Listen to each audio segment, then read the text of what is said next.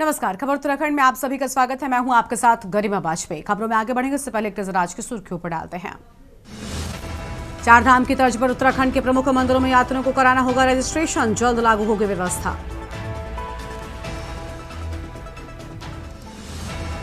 हरेला पर दून में लगेंगे 1 लाख पौधे, म्यावाकी पद्धति से होगा पौधारोपण।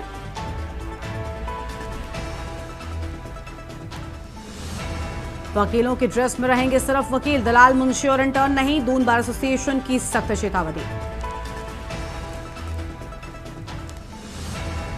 बिहारीगढ़ से आशा रोड के बीच खुलेगा दून दिल्ली एक्सप्रेस हाईवे, कांवड़ यात्रा को देखते हुए फैसला। गंगा में नहाते समय डूबे 4 कांवड़ यात्री, एसडीआरएफ ने तत्परता दिखाते हुए बचाई जान।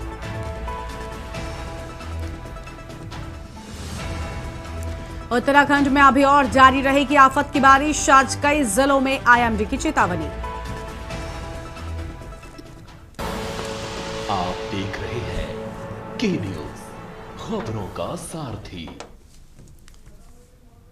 रुक करते हैं खबरों की ओर। उत्तराखंड में इस बार पंचायत चुनाव मानसून सीजन के दौरान हो रहे हैं, जिससे प्रशासन के सामने दोहरी चुनौती खड़ी हो गई है। लगातार हो रही बारिश और भूस्खलन की आशंका बनी हुई है। हालांकि आपदा प्रबंधन विभाग ने व्यापक तैयारियां की हैं, फिर भी जनपद के कई हिस्सों से मार्ग अवरुद्ध होने की घटनाएं सामने आ रही है। कई इलाकों में भूस्खलन से सड़क क्षतिग्रस्त होने की घटनाएं भी सामने आ रही है। मानसून के बीच पंचायत चुनाव पर युवा जिलाध्यक्ष कांग्रेस से मोहित सिंह ने सरकार की मंशा पर सवाल खड़े कर दिए हैं। उन्होंने कहा कि लगातार जिस तरीके से बारिश हो रही है उससे लगता है कि मानसून चुनावी प्रक्रिया को प्रभावित करेगा।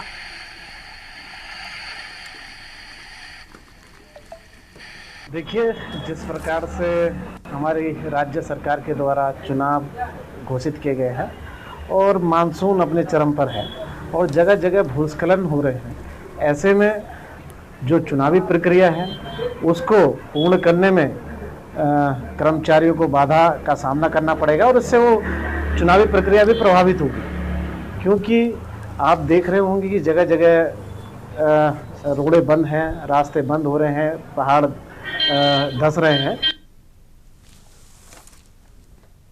रुड़की में सैनिक जागृति मिशन ने 250 मेधावी छात्र छात्राओं सहित खेल व संगीत आदि क्षेत्रों में उत्कृष्ट प्रदर्शन करने वाली प्रतिभाओं को स्मृति चिन्ह व प्रमाण पत्र देकर सम्मानित किया है। इस दौरान वक्ताओं ने युवा वर्ग को कड़ी मेहनत और अनुशासन में रहते हुए जीवन में आगे बढ़ने के लिए प्रेरित किया है। रुड़की के हरिद्वार रोड स्थित निजी बैंक्वेट हॉल में सभागार में महाराजा शूरसैनी, महात्मा ज्योतिबा फुले व माता सावित्रीबाई फुले के चित्र के सामने दीप प्रज्वलित कर अतिथियों ने समारोह का शुभारंभ किया। विशिष्ट अतिथि डॉक्टर मदन सैनी, चांसलर सिक्किम गुरुकुल विद्यापीठ यूनिवर्सिटी ने कहा कि उच्च शिक्षा प्राप्त कर देश व समाज की दिशा बदल सकते हैं। उन्होंने कहा कि आज की इस कड़ी स्पर्धा के दौरान युवाओं को क्षेत्र में कीर्तिमान स्थापित करनी होंगी, तभी समाज का पिछड़ापन भी दूर हो सकेगा।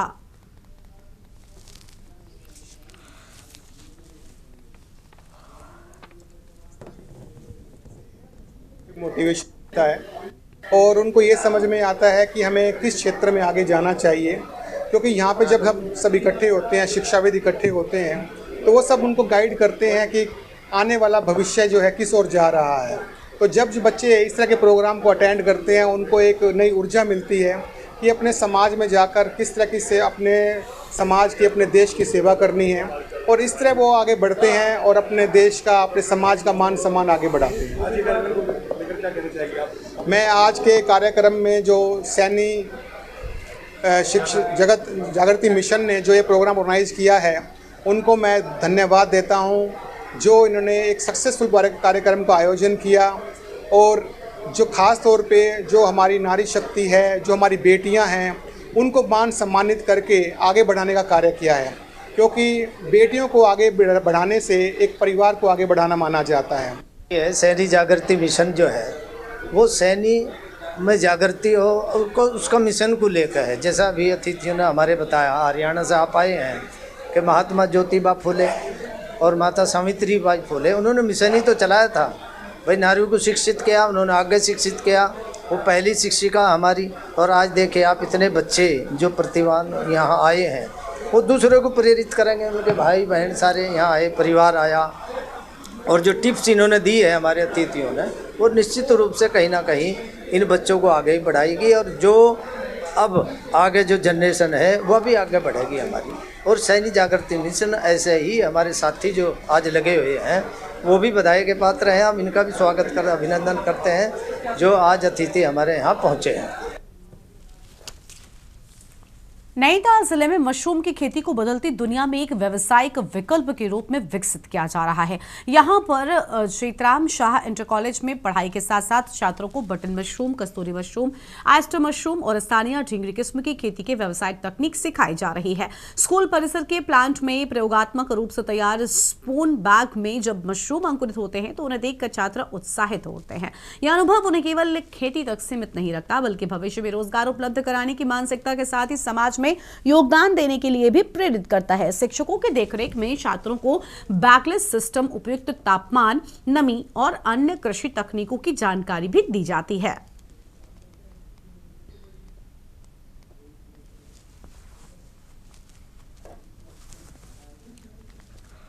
बेसिकली उत्पादन का हमको बताया जा रहा है यहाँ पर, और शिक्षा के साथ साथ हमें बहुत सारी चीज़ें बताई जाती है। उनमें से एक मशरूम उत्पादन भी है, जिसमें हमें बताया जा रहा है कि किस तरीके से मशरूम उगाना होता है, कैसे हमारे दैनिक जीवन में हमारा रोजगार का साधन बन सकता है, कैसे हम इससे पैसे कमा सकते हैं, किस टाइप का इसमें एटमॉस्फेयर चाहिए, टेम्परेचर चाहिए, वो सब चीज़ें हमें सारा बताया जा रहा है यहाँ।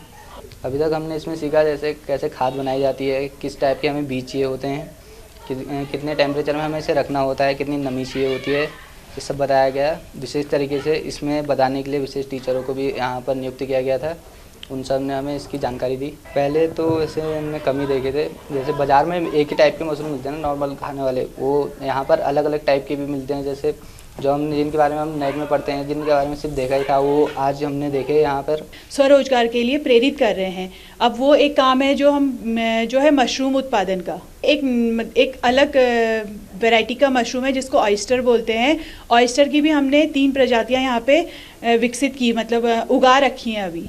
तो ऑयस्टर, एक तो प्लूरोटस सजोर काजू, एक जामोर और फ्लोरिडा को हम ये सिखा रहे हैं कि कैसे हम इस मशरूम को बनाएंगे। सबसे पहले बच्चों से हम मुख्य रूप से बच्चों से इससे तैयार किया जाता है। कैसे ये पॉली जो बैग आप देख रहे हैं, ये पॉली बैग को हम कैसे इस पर भरेंगे, कैसे इसके बाद इसमें बीज डालेंगे, और उस बीज डालने के उपरांत कैसे जब मशरूम उग जाता है तो उस मशरूम को कैसे तोड़ा जाता है और कैसे पैकिंग की जाती है, ये सब हम बच्चों से ही करते हैं। मुख्य रूप से जो गेहूं का भूसा हम इसमें यूज करते हैं, उस गेहूं के भूसे को हम करीब 24 घंटे फॉर्मलिन जो फॉर्मल्डिहाइड का 40% सॉल्यूशन होता है, उसके साथ बेबेस्टिन के साथ उसमें भिगो के रख देते हैं ताकि उसके अंदर जो कीड़े वगैरह होते हैं वो मर जाते हैं। तत्पश्चात हम उनको फैलाते हैं और उसके पश्चात उसमें बीज डालकर हम इसको रखते हैं, और 20 से 25 दिन का टाइम हमारा लगता है, जिसमें कि हमारा मशरूम उत्पादन हो जाता है। आगे बढ़ेंगे खबरों की ओर। प्रधानमंत्री नरेंद्र मोदी की पहल एक पेड़ मां के नाम वर्तमान को सजाने और भविष्य को बचाने के लिए दिए गए संदेश को सार्थक करते हुए नैनीताल देवीधुरा के ग्रामीणों और वन विभाग ने मनोरा रेंज में देवीधुरा के भूमिया मंदिर परिसर में एक पौधा मां के नाम पर पौधारोपण किया। देवीधुरा के ग्रामीण व वन विभाग की ओर से पौधा रोपने से पहले उनकी पूजा अर्चना कर भूमिया मंदिर में पेड़ों के लंबी आयु के लिए प्रार्थना की गई है, जिसके बाद वन विभाग की ओर से ग्रामीणों को पेड़ों को बचाने की शपथ दिलाई गई। वन क्षेत्राधिकारी मुकुल शर्मा ने कहा कि परिसर में विभिन्न प्रजातियों के 50 से ज्यादा पौधे रोपे गए हैं ताकि प्रकृति को बचाने के साथ पर्यावरण संतुलन भी बना रहे।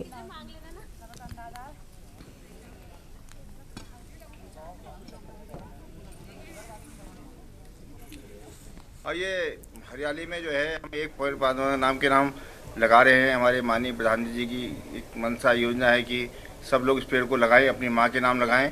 इस उद्देश्य से लगाएं कि इस पेड़ को जीवित रखें, ये हमारे पर्यावरण में काफ़ी हितकारी होगा। अगली खबर हरिद्वार से है, जहां पर बहादुराबाद टोल प्लाजा पर शुक्रवार को कांवड़ यात्रा के दौरान बड़ा बवाल हो गया। जानकारी के अनुसार कांवड़ खंडित होने के बाद कुछ कांवड़ियां आक्रोशित हो उठे और उन्होंने टोल प्लाजा पर उपद्रव शुरू कर दिया। गुस्साए कांवड़ियों ने पहले यातायात को रोकने की कोशिश की और जब पुलिस ने अवरोध हटाकर रास्ता खुलवाया तो असामाजिक तत्वों ने पुलिस और रोडवेज बसों पर पथराव कर दिया। इस पथराव में रोडवेज की एक बस और थाना वाहन के शीशे टूट गए। स्थिति को नियंत्रित करने के लिए पुलिस बल मौके पर पहुंचा। हालातों पर काबू पाया गया। पुलिस ने 2 उपद्रवियों को मौके से गिरफ्तार कर उनके वाहनों को भी सीज कर दिया है।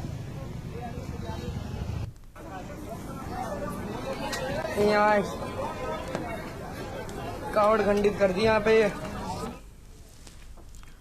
हरिद्वार में चल रही कांवड़ मेले को लेकर प्रशासन पूरी तरीके से एक्शन मोड में दिखाई दे रहा है। सीसीआर भवन में जिलाधिकारी मयूर दीक्षित और एसएसपी प्रमेंद्र सिंह डोभाल की अध्यक्षता में समीक्षा बैठक आयोजित की गई। बैठक में कांवड़ यात्रा के पहले 2 दिनों के अनुभवों को साझा करते हुए व्यवस्थाओं की समीक्षा की गई। अधिकारियों ने कांवड़ मेले को मर्यादित और शांतिपूर्ण बनाए रखने के लिए स्पष्ट दिशा निर्देश भी जारी कर दिए हैं। विशेष रूप से ओवरसाइज कांवड़ को लेकर सख्ती बरती जा रही है। एसएसपी प्रमेंद्र सिंह डोभाल ने 2 टूक चेतावनी दी कि तय मानकों से बड़ी कांवड़ लाने वालों पर सख्त वैधानिक कार्रवाई की जाएगी और ऐसे कांवड़ यात्रा में शामिल नहीं हो पाएंगे। बैठक के दौरान बेहतर ड्यूटी करने वाले 26 पुलिसकर्मियों को प्रशस्ति पत्र, स्मृति चिन्ह और नगद इनाम देकर भी सम्मानित किया गया।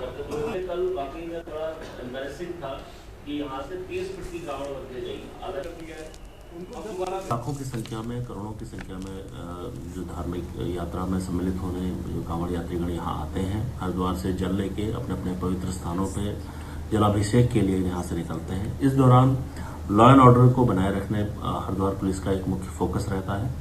अब क्योंकि पिछले कुछ दिनों में लगातार देखने में आ रहा है कि कुछ शरारती तत्वों द्वारा सोशल मीडिया पर अपने व्यूज़ को, अपने फॉलोअर्स को बढ़ाने के लिए किसी भी घटना की प्रामाणिकता को जाने बिना ही ऐसे ही पोस्ट किए जा रहे हैं, जिसकी वजह से सामाजिक सद्भाव के लिए खतरा पैदा हो रहा है। साथ में ऐसे तत्वों को मैं स्पष्ट रूप से बताना चाहता हूं कि अगर आपकी किसी भी गलत पोस्ट से अगर कोई हरिद्वार की या आसपास की कोई शांति व्यवस्था पर आंच आती है तो ऐसे पोस्ट क्रिएटर और उसको शेयर करने वालों के खिलाफ जो हमारी सख्त वैधानिक कार्रवाई है वो की जाएगी। रामनगर से एक सनसनीखेज मामला सामने आया है। शनिवार की सुबह शहर के हाथीनगर क्षेत्र के पास स्थित सिंचाई नहर में उत्तराखंड पुलिस के एक रिटायर्ड दरोगा का शव मिलने से पूरे इलाके में हड़कंप मच गया। मृतक की पहचान 63 वर्षीय जगमोहन सिंह रावत के रूप में हुई है, जो मूल रूप से पौड़े गढ़वाल के निवासी थे और पिछले कुछ सालों से रामनगर की बिहार कॉलोनी चोरपानी में अपने परिवार के साथ रह रहे थे। मृतक जगमोहन सिंह रावत उत्तराखंड पुलिस में उप निरीक्षक के पद से करीब 3 साल पहले सेवानिवृत्त हुए थे। रावत ने अपनी सेवा के दौरान रामनगर कोतवाली में हेड के पद पर कार्य किया था। इसके बाद उन्हें पदोन्नति के बाद दरोगा बनाया गया। उन्होंने रामनगर सीओ कार्यालय में पेशकार के रूप में भी अपनी सेवाएं दी थी।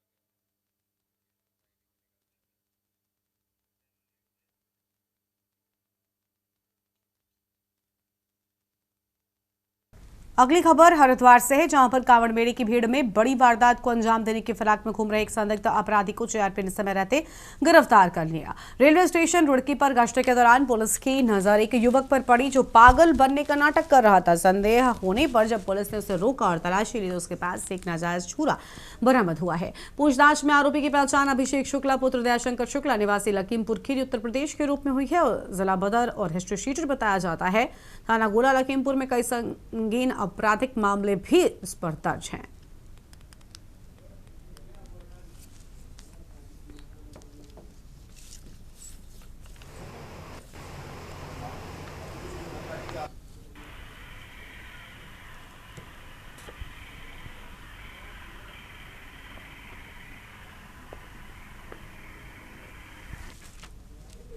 कांवड़ यात्रा शांतिपूर्वक तरीके से संपन्न कराए जाने को लेकर पुलिस प्रशासन पूरी तरीके से अलर्ट हो गया है। कांवड़ यात्रा में चलने वाले डीजे पर जातीय व आपत्तिजनक गाने पूरी तरीके से बैन रहेंगे।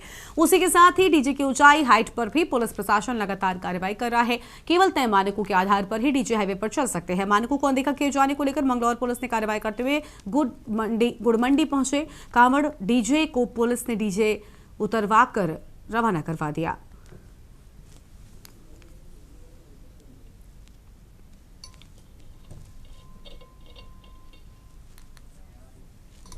यहाँ पर आ गए थे और जो इनको गाइडलाइन है 10 फुट और 12 फुट की जो गाइडलाइन है संबंधित उनको नोटिस भी दिया गया है और सभी डीजे को आप पीछे आप एक बार कैमरा भी कर दीजिए, तो सभी डीजे जो है वो पीछे हम खुलवा भी रहे हैं, उनको वापस भी दिया जा रहा है और जो भी गाइडलाइंस का पालन नहीं करेगा उसके खिलाफ सख्त से सख्त कानूनी कार्रवाई की जाएगी।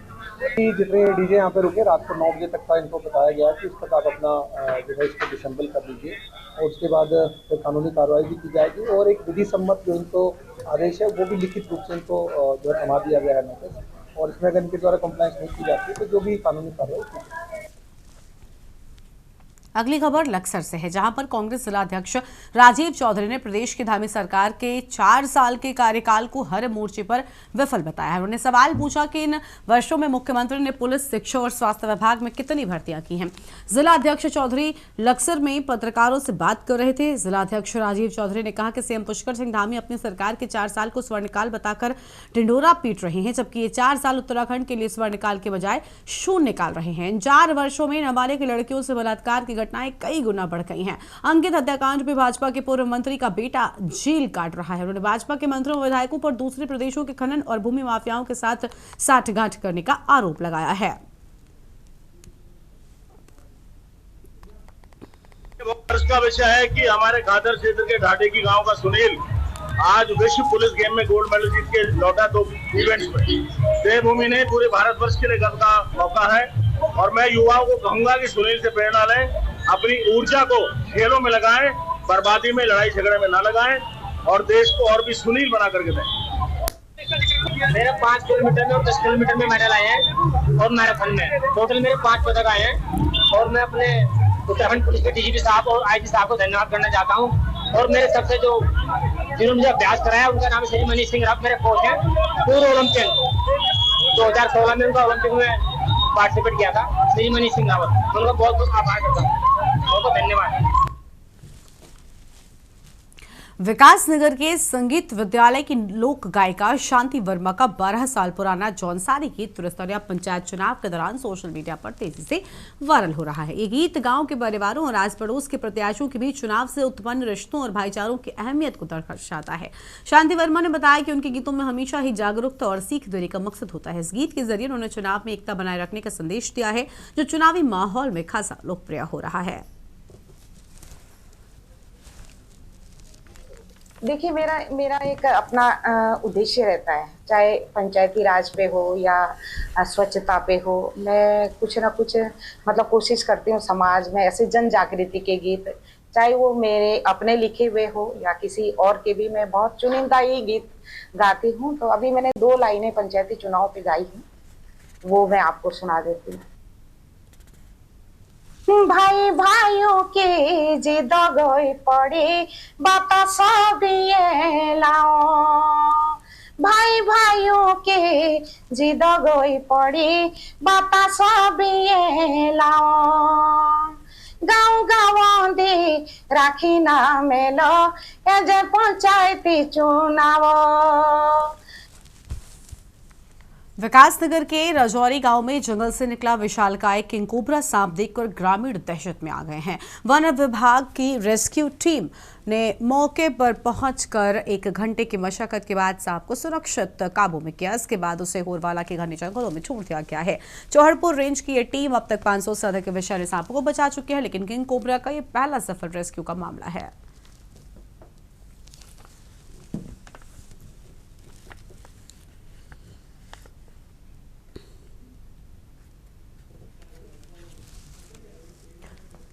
खबर है पौड़ी से, जहां पर शनिवार की दोपहर में हुई तेज बारिश के चलते एजेंसी से बद्रीनाथ धर्मशाला होते हुए गुजरने वाले मार्ग पर गैस गोदाम के समीप नाला चौक होने के कारण पानी सड़क पर आ गया, जिससे आने जाने वाले राहगीरों को दिक्कतों का सामना करना पड़ा है। पूर्व व्यापार सभा अध्यक्ष देवेंद्र सिंह रावत ने बरसात के दौरान होने वाली ऐसी स्थितियों के लिए सीधे पालिका प्रशासन को जिम्मेदार ठहराया। उन्होंने कहा कि उनकी ओर से अहम बातें कही गई। उन्होंने कहा कि पालिका प्रशासन अगर समय रहते ड्रेनेज सिस्टम को ठीक कर देता तो ये नौबत बिल्कुल नहीं आती।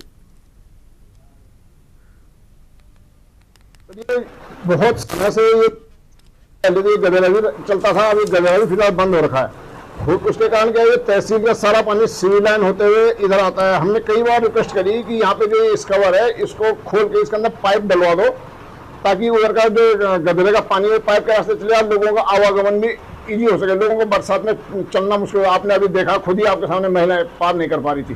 वही हाल बस अड्डे के बैंड का है। बस अड्डे के बैंड में वहाँ पे कई साल से वहाँ पे उन्होंने लोहे की जालियां लगा रखी है। जाली के अंदर इतना मलबा भर जाता है, वो चो जाता है। लेकिन बरसात में अगर उनको कंप्लेंट करेंगे, वो उसी दिन आएंगे, थोड़ा सफाई करेंगे, लेकिन उसको साफ नहीं, उसके कारण क्या पूरा पानी बस अड्डे में भरा हो रहता है। उत्तराखंड में सावन के पावन मौके पर धामी सरकार ने सनातन धर्म की आड़ में साधु संतों का भेष बदलकर ठगने वाले लोगों पर कार्रवाई के लिए ऑपरेशन कालनेमी शुरू कर दिया है, जिसके तहत पुलिस ने एक्शन लेते हुए 25 संदिग्ध लोगों को गिरफ्तार किया, जो बाबा के भेष में लोगों को ठगने का काम करते थे। धामी सरकार के इस एक्शन के बाद प्रदेश में पुलिस ने ऐसे लोगों के खिलाफ कार्रवाई भी शुरू कर दी है। रिपोर्ट देखिए।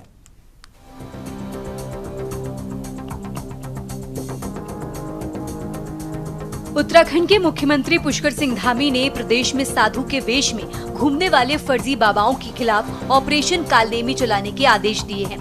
इसी को लेकर सभी थाना पुलिस को निर्देशित किया गया है। इसी क्रम में पुलिस ने सत्यापन और चेकिंग अभियान चलाया है। ऑपरेशन कालनेमी के तहत देहरादून पुलिस ने साधु वेश में घूम रहे 25 लोगों को गिरफ्तार किया है। इनमें सहसपुर से पकड़ा गया एक बांग्लादेश का नागरिक भी है। उसके खिलाफ सहसपुर में विदेशी अधिनियम के तहत मुकदमा दर्ज किया गया है। बाकी सभी को शांति भंग करने के आरोप में गिरफ्तार कर मजिस्ट्रेट के सामने पेश किया गया। मजिस्ट्रेट ने सभी को हिदायत देकर जमानत पर रिहा कर दिया है। एसएसपी अजय सिंह ने बताया कि मुख्यमंत्री ने साधु वेश में घूमने वाले फर्जी बाबाओं के खिलाफ ऑपरेशन कालनेमी चलाने के आदेश दिए थे। इसी को लेकर सभी थाना पुलिस को निर्देशित किया गया। इसी क्रम में वो खुद भी नेहरू कॉलोनी और अन्य क्षेत्रों में थाना पुलिस के साथ सत्यापन और चेकिंग अभियान में घूमे थे।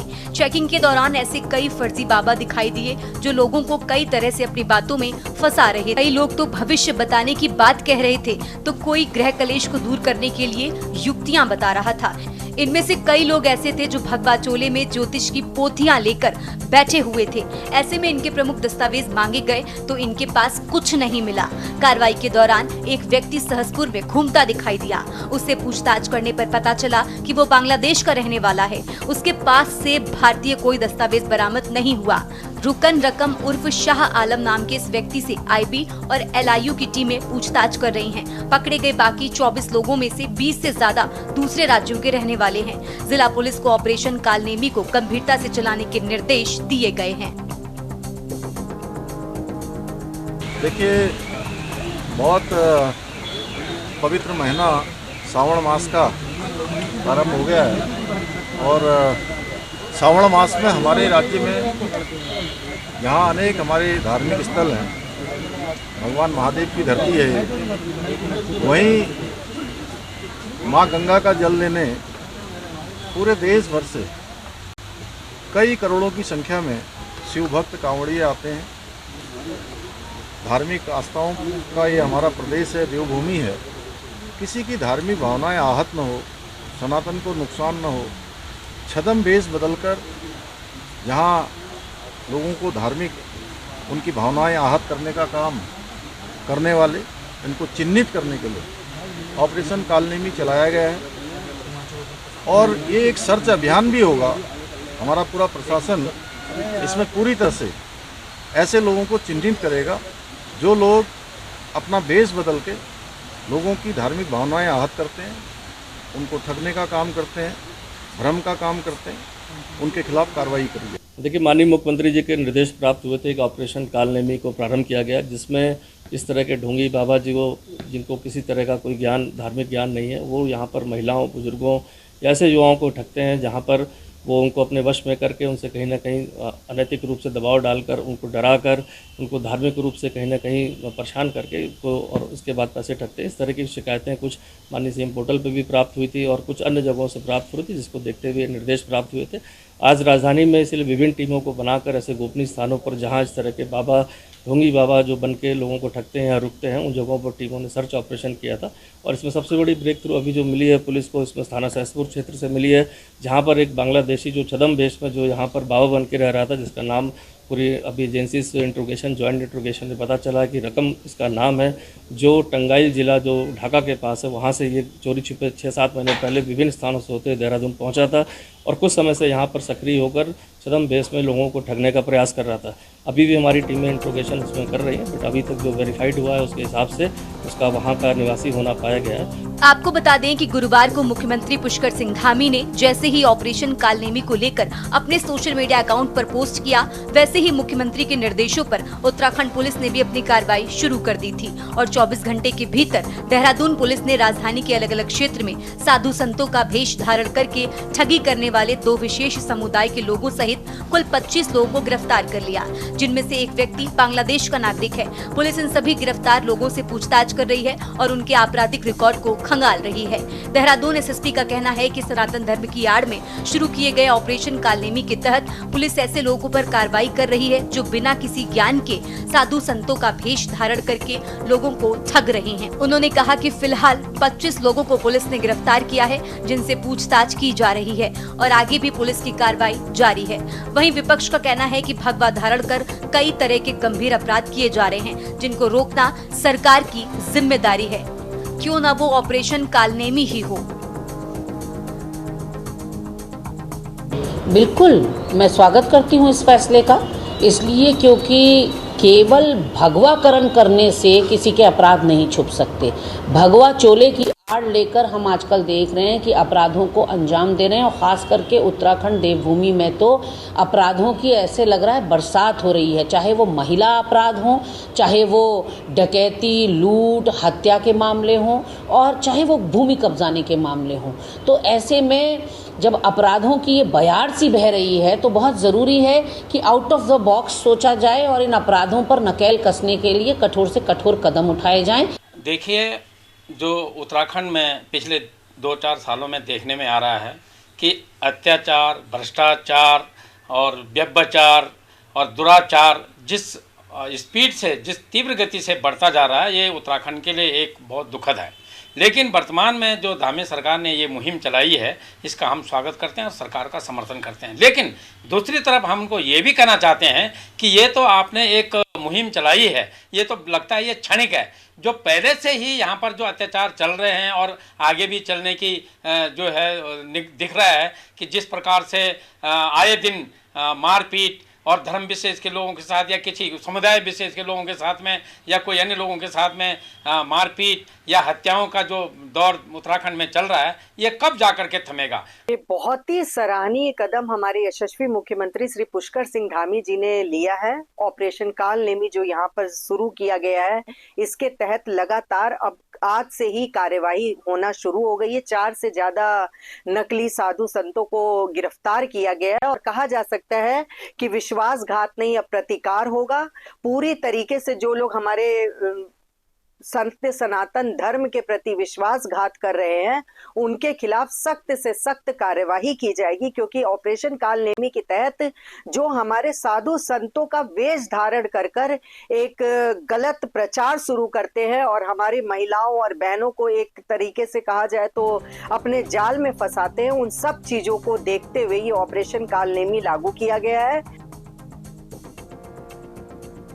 कुल मिलाकर ऑपरेशन कालनेमी न केवल उत्तराखंड में आस्था के नाम पर चल रहे पाखंड पर प्रहार है, बल्कि ये संदेश भी है कि देवभूमि में अब धर्म का अपमान नहीं सहा जाएगा।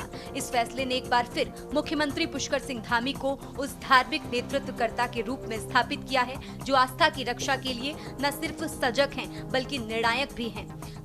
कांवड़ यात्रा से ठीक पहले लिया गया ये फैसला श्रद्धालुओं में विश्वास और सरकार की प्रतिबद्धता को और ज्यादा मजबूत करता है। Uttarakhand desk report.